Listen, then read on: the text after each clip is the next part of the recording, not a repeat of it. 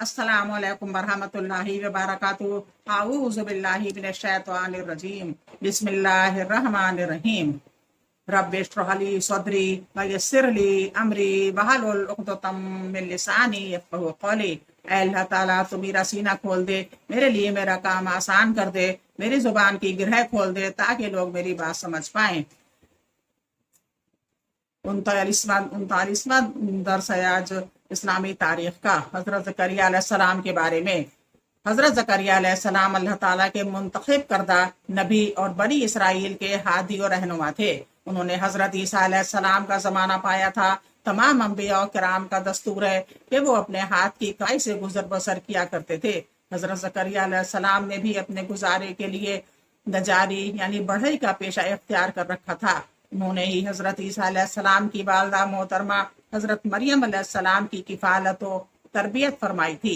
हज़रत ज़करिया अलैहिस्सलाम बूढ़े हो गए थे, लेकिन इन्हें कोई औलाद नहीं थी और इनके ख़ानदान में कोई शख्स इनके बाद बनी इसराइल की रश्द हिदायत की खिदमत अंजाम देने वाला नहीं था।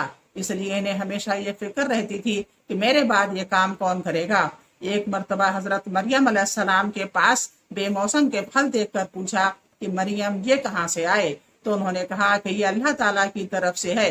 हज़रत ज़करिया अलैहिस्सलाम ने कहा कि जो खुदा बेमौसम के फल दे सकता है तो वो बुढ़ापे में औलाद भी दे सकता है। चुनांचे उन्होंने अल्लाह ताला से एक नेक और साला औलाद मांगी। अल्लाह ताला ने इनकी दुआ कबूल फरमाई और बड़ी बड़ी उम्र में हज़रत यहया अलैहिस्सलाम जैसा बेटा अता फरमाया। हज़रत यहया अलैहिस्सलाम हज़रत ज़करिया अलैहिस्सलाम के फर्जंद और अल्लाह ताला के नबी थे। वो नेक लोगों के सरदार और ज़ाहिद और तक़वा बेमिसाल थे। अल्लाह ताला ने बचपन से ही इल्म और हिकमत से नवाजा था। उन्होंने शादी नहीं की थी, मगर इसके बावजूद इनके दिल में गुनाह का ख्याल भी पैदा नहीं हुआ। वो अल्लाह ताला के खौफ से बहुत रोया करते थे। अल्लाह ताला ने इनको और इनकी कौम को सिर्फ अपनी ही इबादत और परस्तिश, नमाज रोज़ा की पाबंदी और सदका खैरात करने और कसरत से जिक्र करने का हुक्म दिया था। चुनांचे उन्होंने अपनी कौम को बैतुल मुक़द्दस में जमा करके अल्लाह के पैगाम को सुनाया।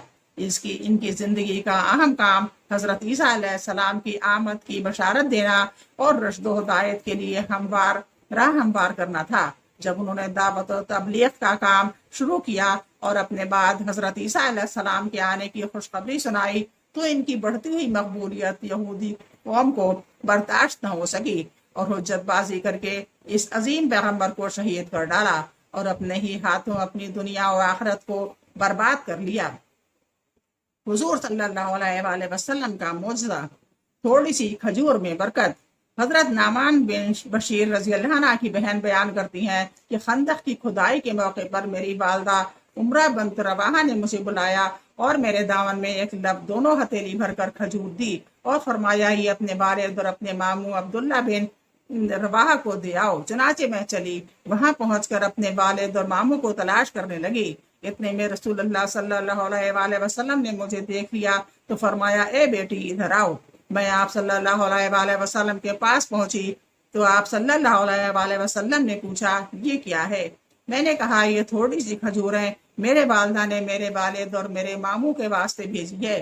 तो हुजूर सल्लल्लाहु अलैहि वसल्लम ने फरमाया मेरे पास लाओ। मैंने सारी खजूर हुजूर सल्लल्लाहु अलैहि वसल्लम की हथेली मुबारक में रख दी और फिर एक कपड़ा बिछवाकर इस पर बिखेर दिया और एक आदमी को फरमाया कि आवाज लगाओ। चुनाचे इस आवाज पर सब लोग जमा हो गए और खाना शुरू किया और खजूर बढ़ती चली गई कि सब लोगों ने पेट भरकर खाई। फिर भी इतनी ज्यादा बच गई कि कपड़े पर से खजूर जमीन पर गिर रही थी।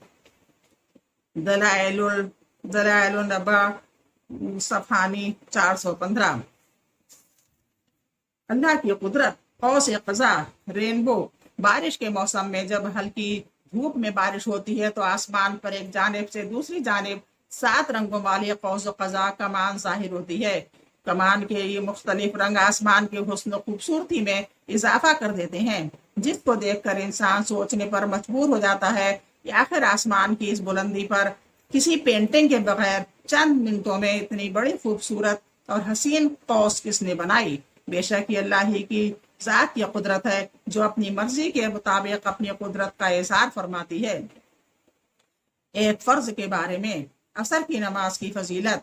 ایک مرتبہ رسول اللہ صلی اللہ علیہ وسلم نے عصر کی نماز پڑھائی اور پھر لوگوں کی طرف متوجہ ہو کر فرمایا یہ نماز تم سے پہلے والے لوگوں پر بھی فرض کی گئی تھی مگر انہوں نے اس کو ضائع کر دیا، لہٰذا سنو، جو اس کی پابندی کرتا ہے پڑھتا رہے گا اس کو دوہرا ثواب ملے گا، جو اس کو بالکل پابندی کے ساتھ پڑھتا رہے گا اس کو دوہرا ثواب ملے گا۔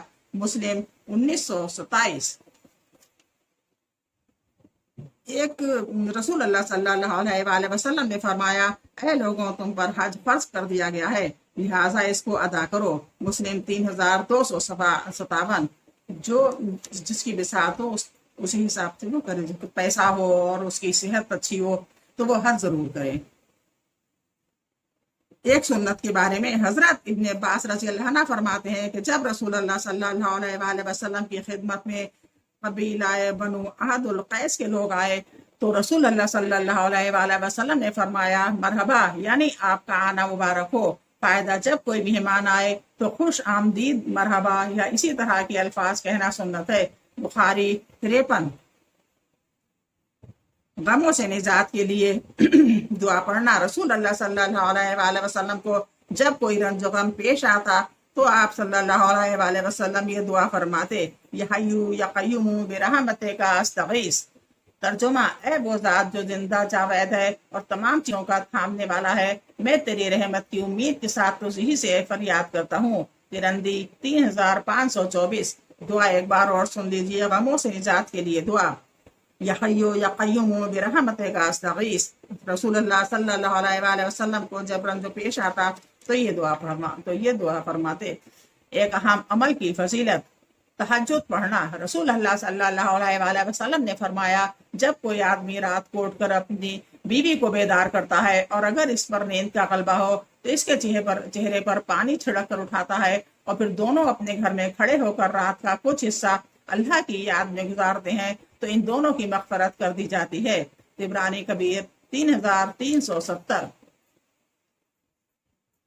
پڑوسی کے ساتھ اچھا سلوک کرنا، رسول اللہ صلی اللہ علیہ وسلم نے فرمایا اللہ کے نزدیک بہترین ساتھی وہ ہے جو اپنے ساتھی کے لیے بہتر ہو، اور اللہ کے نزدیک بہترین پڑوسی وہ ہے جو اپنے پڑوسی کے حق میں اچھا ہو۔ ترندی 1944۔ ایک گناہ کے بارے میں، رسول کی نافرمانی کرنا، رسول اللہ صلی اللہ علیہ وسلم نے فرمایا میرے سب امتی جنت میں جائیں گے مگر جس نے انکار کر دیا وہ جنت میں داخل نہ ہوگا۔ عرض کیا گیا یا رسول اللہ انکار کون کرے گا؟ فرمایا جس نے میری اطاعت کی جنت میں داخل ہو گیا، اور جس نے میری نافرمانی کی تو اس نے انکار کیا۔ بخاری 7280۔ زمین میں فساد پھیلانا، قرآن میں اللہ تعالیٰ فرماتا ہے بلا شبہ وہ لوگ جو اللہ سے پکا عہد کرنے کے بعد توڑ ڈالتے ہیں اور ان رشتے ناتوں کو بھی توڑ ڈالتے ہیں جن کو اللہ نے جوڑے رکھنے کا حکم دیا ہے، اور زمین میں فساد پھیلاتے پھرتے ہیں، تو ایسے لوگ بڑے خسارے والے ہیں۔ دنیا کے بارے میں، دنیا مانگنے والا، قرآن میں اللہ تعالیٰ فرماتا ہے لوگوں میں سے بعض ایسے ہیں جو کہتے ہیں کہ اے ہمارے پروردگار ہم کو جو کچھ دینا ہو دنیا میں ہی دے دیجئے، تو ان کو جو کچھ ملنا ہوگا وہ دنیا ہی میں مل جائے گا، اور ایسے شخص کو آخرت میں کچھ نہ ملے گا۔ سورہ بقرہ 200۔ رسول اللہ صلی اللہ علیہ وسلم نے فرمایا ہر روز جب اللہ کے بندے صبح کو اٹھتے ہیں 2 فرشتے نازل ہوتے ہیں، ان میں سے ایک کہتا ہے اے اللہ اچھے کاموں میں خرچ کرنے والے کو مزید عطا فرما، اور دوسرا کہتا ہے اے اللہ مال کو اچھے کاموں میں خرچ کرنے کی بجائے روک کر رکھنے والے کا مال ضائع فرما۔ بخاری 1442۔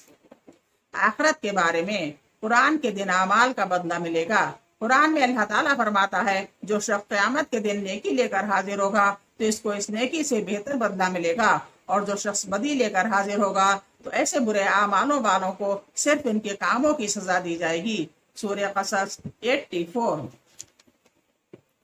جنتی کا تاج، رسول اللہ صلی اللہ علیہ وسلم نے فرمایا اہل جنت کے سر پر ایسے تاج ہوں گے جن کا ادنا سے ادنا موتی بھی مشرق و مغرب کے درمیان کی چیزوں کو روشن کر دے گا۔ ترندی 2562۔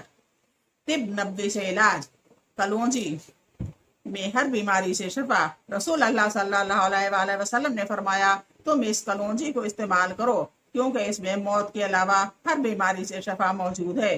बुखारी 5687। हजरत उसामा रजी अल्लाह अन्हु बयान करते हैं कि मैं हुजूर सल्लल्लाहु अलैहि वसल्लम की खिदमत में मौजूद था कि कुछ देहात के रहने वाले आए और आप सल्लल्लाहु अलैहि वसल्लम से अर्ज किया, या रसूल अल्लाह हम क्या दवा करें? तो रसूलुल्लाह सल्लल्लाहु अलैहि वसल्लम ने फरमाया, अल्लाह के बंदों जरूर दवा किया करो। उन्होंने पूछा था कि हम दवा करें या नहीं करें। तो अल्लाह ने तो रसूलुल्लाह सल्लल्लाहु अलैहि वसल्लम ने फरमाया, अल्लाह के बंदों जरूर दवा किया करो, इसलिए कि कोई बीमारी ऐसी नहीं है जिसकी वो दवा अल्लाह ने ना पैदा की हो सिवाय एक बीमारी के, और वो बुढ़ापा है। मुसन्नद अहमद 17986। कुरान की नसीहत। कुरान मजीद में अल्लाह ताला फरमाता है, अल्लाह के सिवा किसी की इबादत ना करो, वालिदैन के साथ अच्छा सलूक करो, रिश्तेदारों, यतीमों और मिस्कीनों के साथ भी अच्छा बर्ताव करो, लोगों से खुद अखलाकी से बात किया करो, लोगों से खुश अखलाकी से बात किया करो, नमाज कायम करो और ज़कात अदा करो। सूरह बकरा 83।